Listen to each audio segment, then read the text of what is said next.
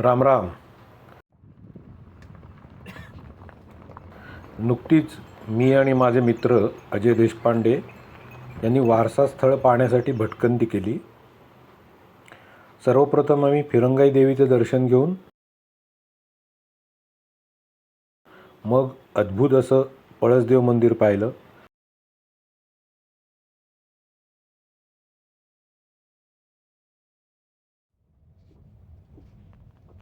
तिकडून औसा किल्ला पाहिला, निलंगा येथील सुंदर मंदिर आणि त्यातील अप्रतिम मूर्तीही पाहिली.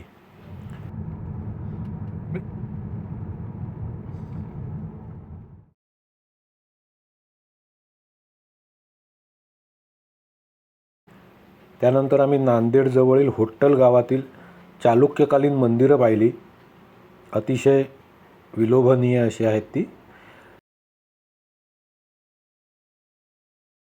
नंतर 12 ज्योतिर्लिंगांपैकी औंढा नागनाथ, परभणीजवळील चारठाणा गाव,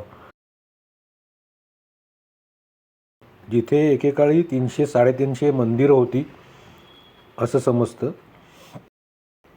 नंतर परतूर येथील एक ऐतिहासिक वास्तू पाहिली, ज्याला आता मठ म्हणून ओळखलं जातं. त्यानंतर आम्ही रामदास स्वामींचं जन्मगाव जाम समर्थ, अंबड येथील होळकरवाडा, राक्षसभुवन, ज्ञानेश्वर माऊलींचं आपेगाव, एकनाथ महाराजांचे पैठण अशी एकाहून एक सरस पवित्र स्थानं पाहून पुण्यनगरीत परत आलो. गुळज धरणावरून चाललो आहे आम्ही. गोदावरी नदीवरचं हे धरण आहे, गुळज म्हणून गाव आहे. आम्ही काय बोलतच नाही.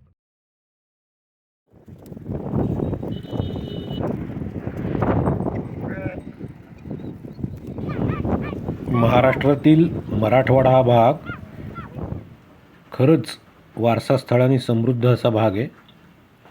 आपण बरेच वेळा तिकडे दुर्लक्ष करतो आणि आजकाल तिथले रस्तेही उत्तम दर्जाचे झालेले आहेत.